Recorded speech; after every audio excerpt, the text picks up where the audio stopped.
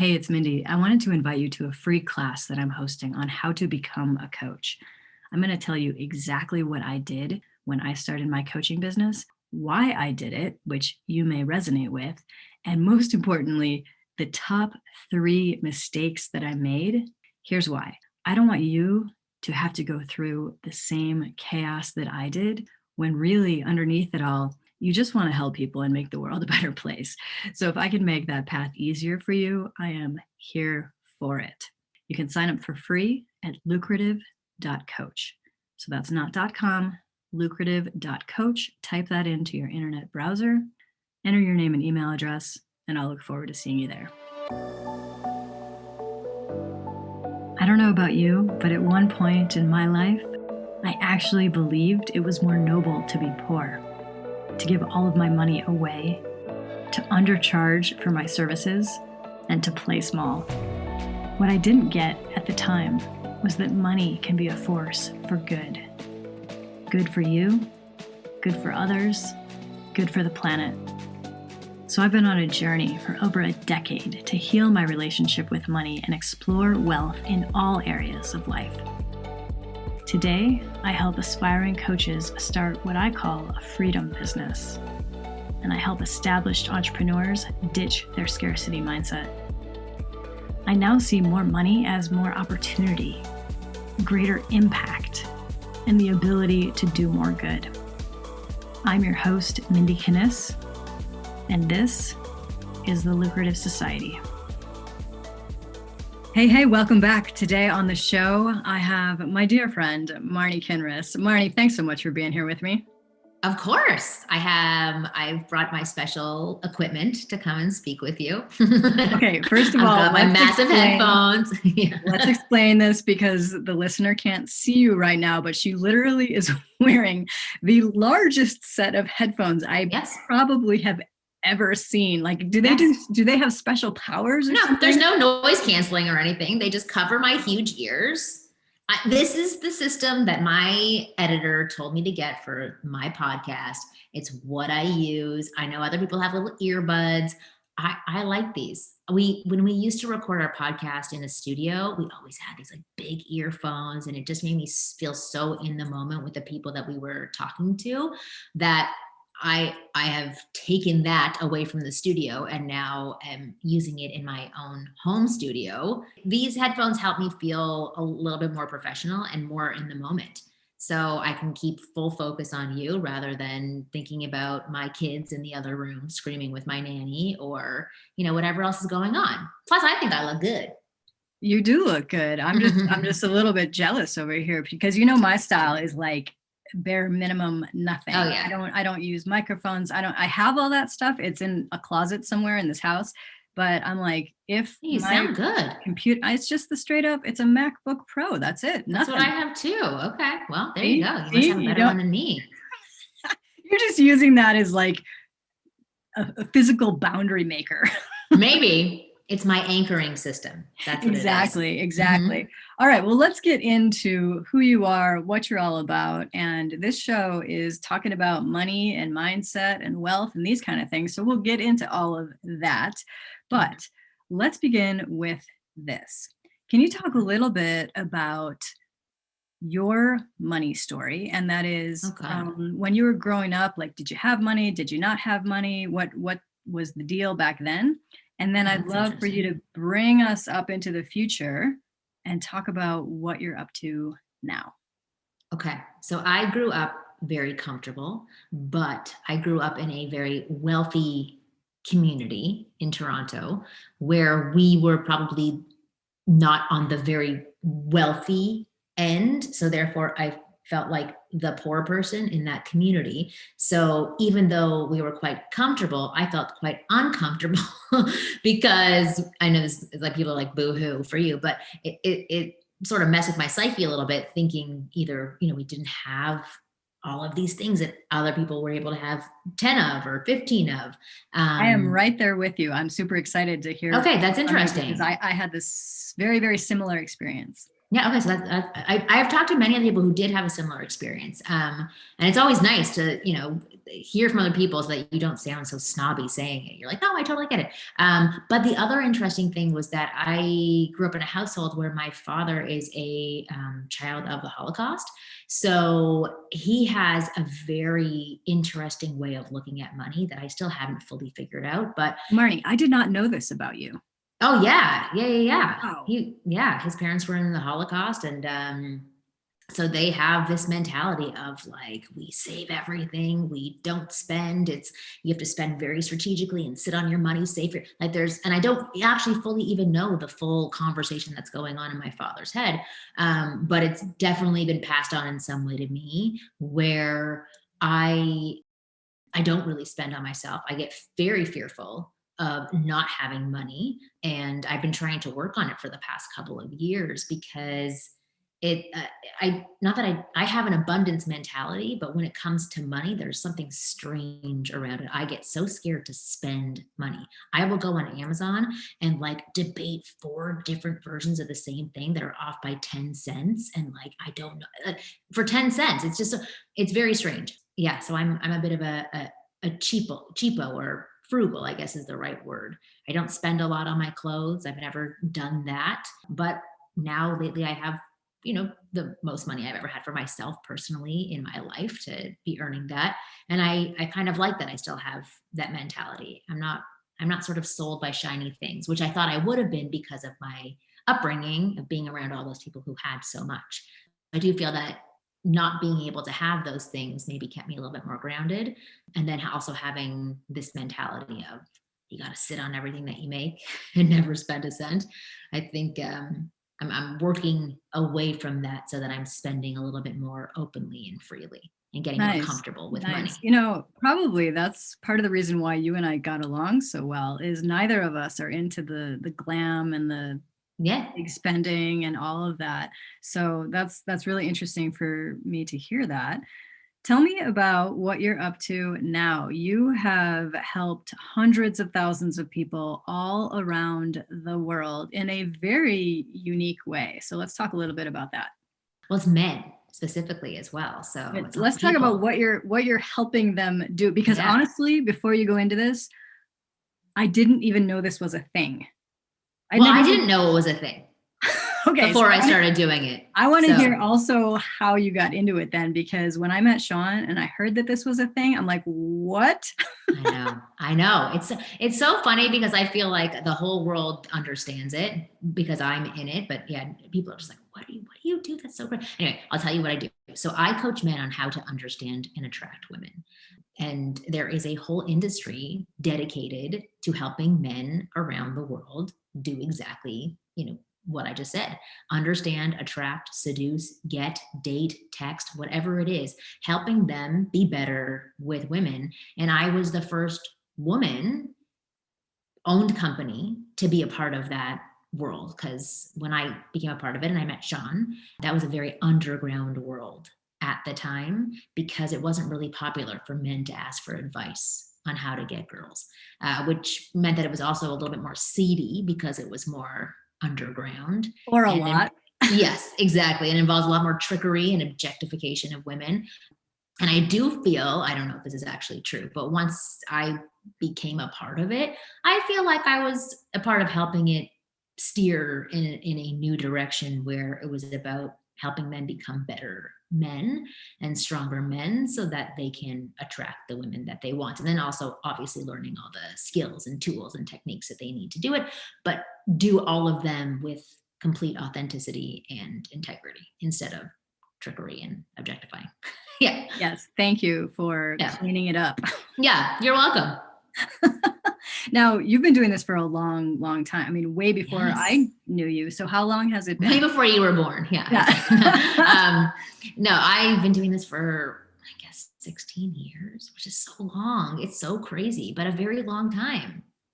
And I love it still, which is kind of crazy. Well, that's exactly what I want to get to, because I know that you love it still, and I love that for you.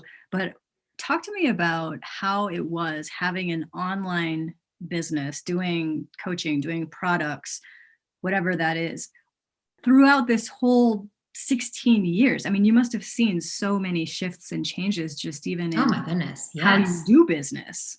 Well, when I was starting, I feel like the internet was just starting, right? Like, I kind of was at that point. I remember I was a in-person service at first where it was me and another wing girl and we'd go out with you and we'd pick up women for you. And then I went to the seminar for David D'Angelo, who is also Evan Pagan, and I met Sean at that seminar for the first time as well. And my eyes just opened because I was like, what is this online world of selling programs? That's so interesting. And right away after that seminar, when I learned what Evan was doing, I just like literally copied what he was doing, like an opt-in page and videos and then selling a program. I just did exactly what he did. And I created a 18-minute video and I sold it for $27. And there was a whole bunch of people at that time, as I said, who were in that world of giving advice to men.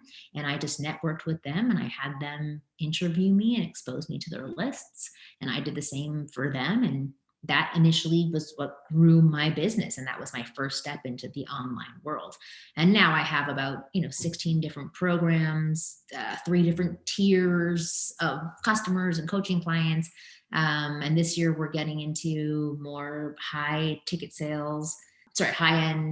coaching programs that are 2 months and 3 months and $3,000 and $6,000 and $9,000. So it's definitely transformed from an 18-minute video for $27, which is cool but hard and scary and challenging. And I've cried a lot throughout this process. And I would say that the initial love that I had for helping men has shifted because now I'm a business owner and not just this girl who wants to help guys. So it's been interesting. Talk to me a little bit about that, the mindset shift and the inner workings of what has transpired in between this goal of yours. Marni, because here's what's so interesting, and I've been thinking about this since you and I recorded for your podcast. Yeah. I was telling you about a lot of my work is helping people figure out what their purpose is, what they're here to do. And I was listening back to our conversation on your show, and you kept saying you help people find their passion. And I'm like, that's so interesting because I don't term it that way. And I don't even really think of it that way because I feel like it's more of a passion sounds to me fun sometimes, but purpose is right. It's freaking hard, but that's interesting to it. And I think to your point earlier on, you probably had the passion to help men and just help them get themselves sorted out. But maybe you're growing more into this purpose that is hard and that does come with tears and all of that. What do you think about that? Oh, that's interesting. I like how you've said that because I think that is what the shift is, that it was more fun and free in the beginning. I mean, I was hustling and going like crazy, but I loved seeing myself make more money when I was in the very beginning stages, but I also really liked the ride of it. I loved going to speak at different seminars. I didn't care if I was being paid. I liked going for my first year when I hired a publicist. I went to New York and I had 3 days of just like going all over the city, going to different publications and radio shows. And I didn't care if I was being paid for any of that or if I made money from it. Like I just wanted to go because it was so fun. So you're right. It was very in line with the passion of the fact that I had a cool business. People liked hearing what I had to say. And I was very immersed in the content that I was providing to people. And then as I started to say, or to take things a little bit more seriously, I think I was always taking it seriously. But as maybe I got into new stages, I don't really know where the shift happened. But I didn't look at it as this is my purpose. I just looked at it as, okay, this is a business now and I have to do the same thing every year. It took a little bit of the passion away. And even though I still really like what I do, there's a lot more of what I don't like to do on a daily basis. But you're right, it does in the end serve my purpose for being here. And for I think my end goal of the way that I want to leave this earth, of making it a better place and an easier space for men and women to communicate. Well, I would say that you've already done that because Thanks. To the point earlier about hundreds of thousands of people that have, are in your world, no doubt. So many of them are She changed my life. So you've already done it. Mission accomplished. Yeah. Well, sorry, I'm going to pat myself on the back because I rarely do this. But the other day I got a notification from YouTube telling me that 85 million people had viewed my videos last year. That's a lot of people. Or 85 million views. Like that's huge. Like, and I just sort of breeze past that usually. And I'm just like, okay, well, let's just keep going. But I've been trying to be more present and like really looking at the things that I'm doing as opposed to just trying to get to the next thing. So yeah, it's pretty cool. Yeah, super cool. So talk to me about how you think about money, and specifically, how do you define what wealth is? What is wealth to you? Oh gosh, this is a hard question that I did just answer recently with my therapist.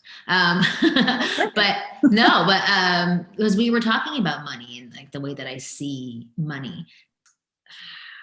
Money does not bring me happiness. I have definitely learned that over the years. It's cool when it's in line with what you're trying to accomplish, because that's sort of what I use it as. It's a metric to see if what I'm doing is working.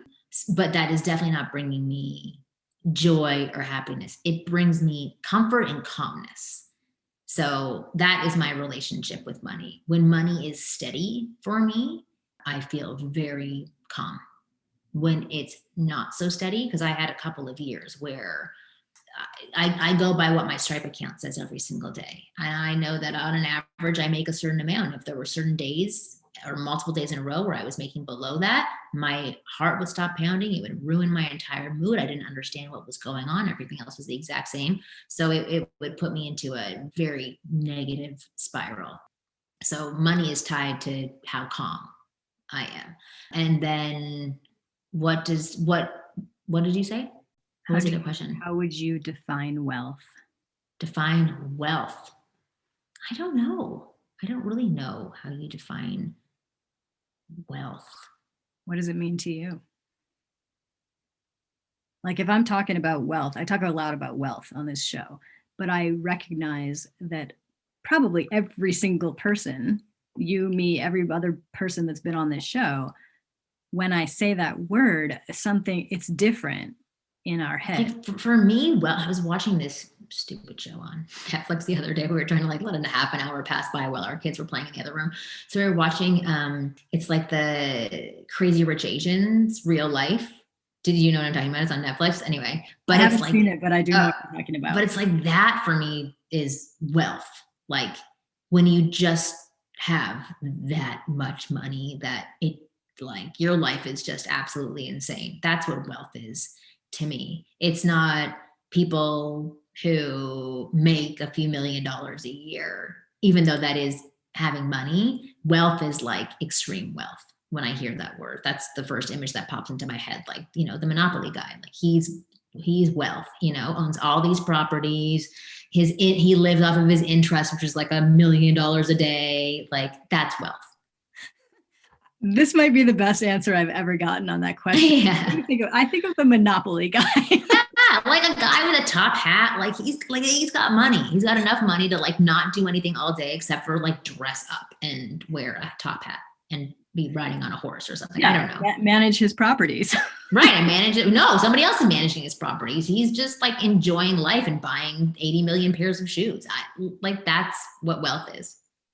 That is the best answer I've ever gotten. So I want to go back to something you said earlier about when you become fearful or have become fearful of not having money. What are some of the ways that you've learned how to manage that fear? You know, if you pull up your Stripe and you're looking at your account and something's a little off for whatever reason, does that still cause you panic, or have you kind of done some things to... I mean, if it was an extreme dip for many days, it would cause me panic. But now, because I've seen it go through so many cycles that I know it bounces back, I'm a lot more calm about it. So like, for example, I started doing advertisements a couple of years ago with Facebook and Google. And in the beginning, some of my accounts would get shut down. And suddenly that would be a huge dip in revenue where I was making X amount of dollars one day. I'd be making like 40% less the next day. and continuing on for a week and a half potentially until it came back on. And that would freak me out. But I've learned over time that happens. It comes back on. You have people review it, you appeal it, it comes back on. And because I am not doing anything wrong, it just needs to be reviewed because of the content matter. And then it will almost always go back on. And if it doesn't go back on, then I'll figure out another way to find another stream of revenue. But that took some time to get to that place. I feel like now I have the right team in place and a much better mindset about my own capabilities to make other things happen. It's a pain to have to, shake it up and do something new, but I feel like I can always keep bringing things back and getting it back to a good level, if not better. And it's interesting because you asked about my mindset around money. I think the thing that has slowed me down from the growth of my company for the first 10 years of my company was fear of spending on my business. There are some people who just dive right in, like, you gotta spend money to make money. And I always thought I was spending money, but I was just like so careful and cautious about what I spent and who I spent on. Cause I had a couple of times where I spent so much and I didn't get anything for it. And then I would not spend. So I think being too careful in the past or cautious in the past has bit me in the butt. And I've been much better about spending in the past 6 years. And that really has made a drastic difference on my business. How did having kids shift any money mindset stuff for you? Money, well, because not that I wasn't always planning for my future, but now I have to make enough money to put my kids through college, dress them, feed them, give them great experiences. I think I spend more on my children than I do on myself. I think most people do, but yeah, kids are expensive. They're freaking costly. They're like $1 million each or something. I forget what it is. There was like some graph that came out. I remember after we had our first child, somebody sent this to me and they're like, by the time they're 18, you're going to spend this much money on your kids. And if they go to private school, this is how much it's just insane. So it definitely, shifted. It shifted my mind more, not really from a financial point of view, just from like the fact that I now had 2 corporations to be running, or even 3. I have my marriage, I have me as a mother, and then me as a business, and then me as an individual. So there's just multiple things to take. A lot going on. Yeah. So the amount of hats that I wear now has definitely expanded, and most often that mom hat overpowers the other hats, which is kind of sad. Well, let's talk a little bit about that. I'd love to, my thing, people who listen to this show have heard me say this probably a million times, but I'm always like, I don't understand how anyone with children gets anything done, because it's hard enough for me to get. Me either. But like, I don't know how Sheryl Sandberg do it. I don't get it. Like, lean in. I can't even sit up. Yeah, I don't know, but you have 2 very active boys. How do you do it? How do you get stuff done? I'm just an anxious person who I cannot sit still. That's the only way that I get stuff done, to be honest. Is to be anxious? Is to be like, okay, I got to get this done now. Like, my husband hates it. He's an introvert. He likes to, let things ruminate. And I know, that's why he and I get along. I know, but it's very frustrating. You people are frustrated. Anyway. But it is challenging. But if I see something, I got to get it off my plate right away. And I don't do it to just get it off my plate. I want to get that done so I can go on to the next. But that does stop me from enjoying things, which is kind of what I was talking about before with the purpose of enjoying, attention or enjoying success. I'm trying to do that a lot more, but it's challenging. I'm exhausted, and I can't fully give my brain to the spaces that I want to give it to. I'm trying. I'm listening to classical music while I work now. I'm trying to be mindful at night and say what I'm grateful for and like all those things. So I'm putting those practices into place. But it's still just a lot. It's a lot. It is a lot, especially in today's landscape. You and I were talking, I don't know, a few months ago maybe, and you as an extrovert were like, I am climbing the walls with this whole lockdown quarantine thing. So one question I have for you is just how are you? Oh, I'm actually really good right now. I feel good. I think I had said before, oh God, I wish I was single during this time. I'd have so much time to like work on myself and learn all these new skills. I'm so jealous of all the people now who have like learned guitar and piano and Spanish. But I think because our family's been in such tight quarters, we're it's allowing me to evaluate myself a lot more. So I may not be doing courses on self-help. I'm doing some, but I'm getting more time to really look at the things that I do in my day-to-day choices and rethink them and reshift my my my mind, like the way that I view things. So that's been really helpful. And the conversation that we had before, and this was only 3 or 4 months ago, was saying that I wasn't really like, I didn't feel happy. It was all blah. And I feel like the world is feeling that way. We're bored and blah. But I don't know. I think after that conversation, maybe just getting it out there really helped. And especially to you, because I think I'm sure you were giving me great feedback. But I think that that just sent me on a path to kind of not correct that mindset, but look into it and see if I can find some solutions that can help me feel better. And so I wouldn't say I'm like, happy go lucky woman now, but I feel much better and I feel calm and I don't feel like that I'm in this negative spiral anymore. I'm in a much more upward space now.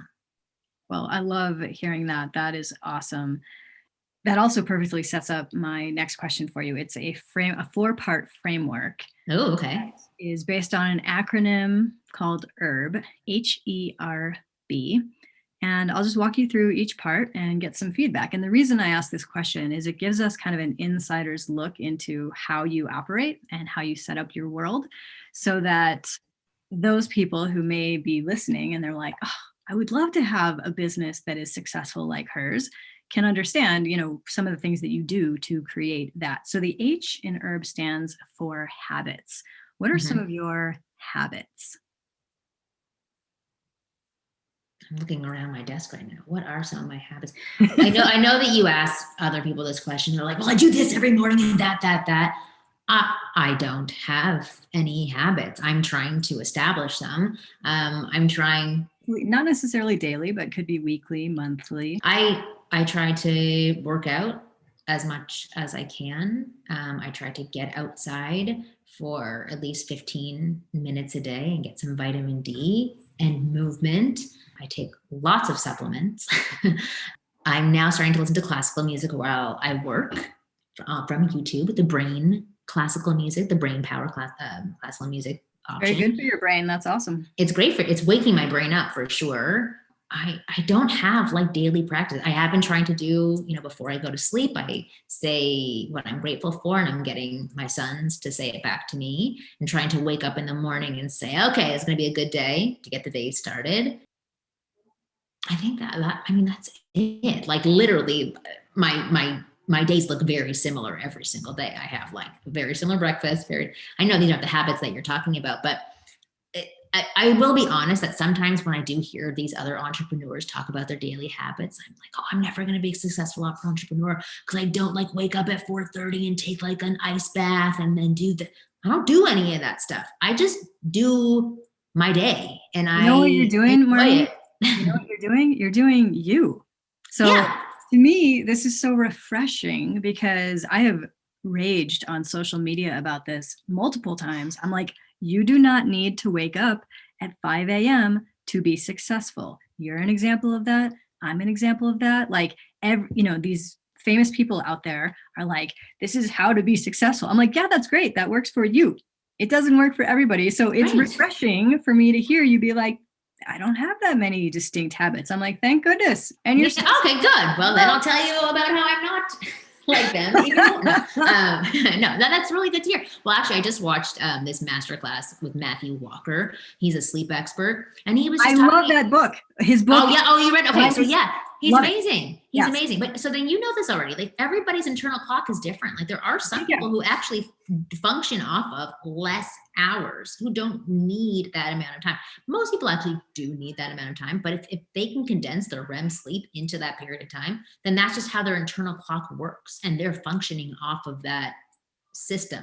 For me, I don't pop out of bed in the morning. I literally will keep my eyes closed until my son comes in and starts poking me and says, "Good morning." And I'll go, "Get out of here. Come back in 10 minutes." And then he'll come back in 10 minutes. And then I get up and then we go downstairs and we make, like, the whole day is a pretty much repeat of the day before. Like Groundhog Day. But we're trying to spice it up a bit. We went for a nice walk last night for 45 minutes before putting the kids to bed. And this is my husband's goal of like just doing something interesting every single weekend. Interesting doesn't have to be like exciting, like we're going sledding or like skiing. It can just be, okay, we're going to go watch the sunset in Santa Monica, which we did on Saturday. That was awesome. Like nice. Such a good experience. So, and the kids loved it. So we're just trying to do like, and we're not crazy successful with doing it all the time, but we're just trying to keep it a little bit interesting. I love that. Keeping it real. So moving on to the E in herb stands for environment. How do you set up your physical space, your environment to win? I mean, you mentioned the music, which I really love. Yeah. What else do you do? Like, what's your space like so that you can be at your best? My space has to be tidy. Like if I were to show you my husband's office right now, I would hope you would throw up because it's disgusting. I'll tell you what, Marni, I would not throw up because that's how I am. Oh, it's horrible. Oh my God. Sorry. I don't even send the cleaning lady in there. I'm like, don't.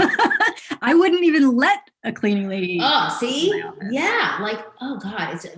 So my office is very tidy. I don't have too many things on my desk. I have like a bowl on my desk right now because I just ate before talking to you, but that's pretty much it. I can't handle clutter. If there's that distracts me. If there's clutter, that means I need to go clean it up. I don't like that. So I make sure that my space is as tidy as possible, and then I can start my day. And I have a very similar routine every single day where I get in, I do my emails, I do my email coaching, and then I do businessy stuff. So then that's different every single day, depending on what's going on. But that's like how I set up my space and my routine. Yeah, I was married to somebody like you, so I get it. I know. I get it. It's so interesting. Like I just had a conversation with a Myers-Briggs expert, and they were just saying introverts and extroverts, they just attract each other like that's the best match. Like they are the ones who seem to want to be with each other. And exactly what you just said about like you had a me and I have a you here. Like these types just seem to be drawn to each other in some way. It's so true. It's so true. But it makes for very, very fun friendships. I will say that. Oh yeah, for sure. Okay, so the R stands for resources, and resources could be anything from books, courses, programs, whatever type of resource. But what are some of the resources that have impacted you specifically and that you would recommend to others? See, I'm horrible with this. I'm not a reader. I'm just going to put that out there. I had a stroke when I was 20, and I just have not been able to consume written content since then. But I do listen a little bit to audiobooks. I'm more of a video watcher. Like I love watching those master classes right now, like from the actual masterclass website. I just love consuming that content. It's just done so well and it's perfect for my attention span. And each person is like really interesting. So I will say I love that Matthew Walker masterclass right now on sleep. I think it was so helpful and beneficial. What else have I really been? You had him on your I don't know what you called it, your summit, Chris Voss, who's been everywhere. Oh yeah, he's been on this podcast too. Yeah. I watched his masterclass, and I also so I have this thing called Blinkist right now, and so this is amazing for me because I can only pay attention for like 10 minutes, but it breaks down like some of the best nonfiction books, 4,000 of the nonfiction books, into consumable bite-sized information. You can listen to an audio and then also read as well. So I've been trying to read those to my kids while they're playing around me. Like I have all these self-help books that I'm trying to, I don't know if it's actually working, but like hopefully through osmosis, it's sinking into their brain. But I read Chris Voss's and watched his masterclass, which I thought was amazing. I like watching people and listening to opinions. That's like what I absolutely love. And that's where I gain my information from. Nice, nice. So moving on to the B stands for beliefs.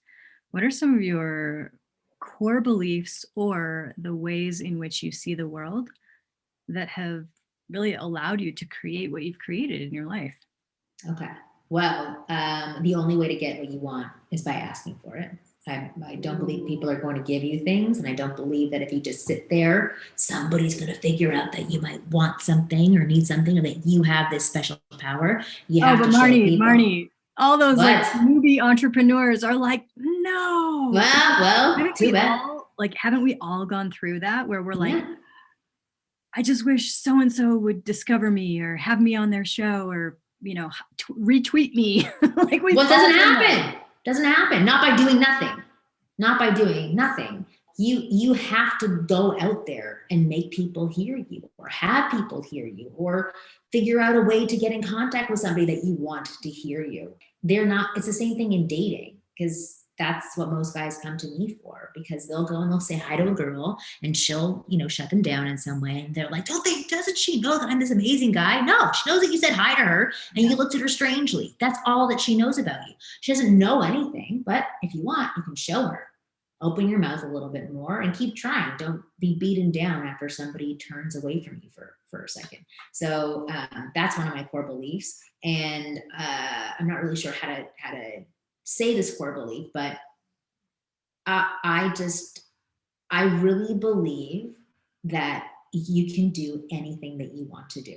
I guess that's the way to phrase it. Like it may look different from the original picture, but you just gotta keep going. You can really achieve anything.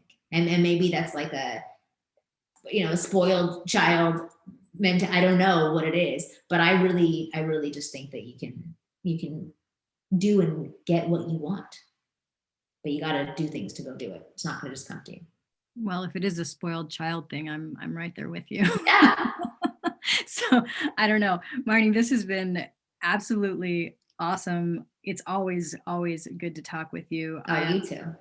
So thankful for you being on this show, but even more so thankful for your friendship. I want to end with just a tiny story of something that occurred way back when, because I think this speaks volumes to who you are. A long time ago, and this is actually when you and I met, Sean and I were on the run. We were fugitives at that time based on some things going on in his life.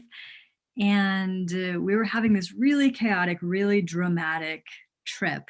We land in LA. We connect with you. He's like, my friend Marni is there. We got to hook up with her. So we see you. And Sean's like having this whole experience. It was a big deal. But you looked at me and I remember you were sitting across from me and you actually reached out, you put your hand on my knee and you were like, but how are you? Mm-hmm. And I was like, this girl, we're going to be friends forever, because that just meant the world to me. Aww. Even amidst the chaos that he was and was creating, as you well know, you were just like, okay, whatever, Sean, how are you? And I just so appreciated that. I've appreciated your friendship ever since then. So thank you so much. Oh, you're welcome. I noticed that in a lot of certain relationships that one person does tend to take center stage quite often. And the other person sits back a little bit and doesn't like shove to also get the attention. That's probably the hardest position to be in. And that's definitely where you were. Not even because Sean was going through this chaos, but because Sean was who he was, So he's the one that you have to give attention to. So it was much more important for him to get the attention than it ever was to me. So I was like, cool, babe, go for it. Yeah, I don't remember doing that. I believe that I did, but I'm glad that I did that. Well, thank you again. If our listeners are interested in checking you out, what you're up to, see what you've got going on, where would you like them to go? Go to winggirlmethod.com, or you can go to YouTube and just search for Wing Girl, and I will pop up. And I have about 400 videos up there that they can watch to learn more about how to attract, date, seduce, and get a girl. Awesome, Marni. Thanks so much. Thank you. Thank you for listening to this episode of The Lucrative Society. You can find free resources to create your lucrative life at lucra.com. That's lucra.com. Or join my crew of rebel entrepreneurs as a member of the Lucrative Society, where you'll get monthly coaching directly from me and resources to grow your business and yourself. Lucra, where wealth equals well-being.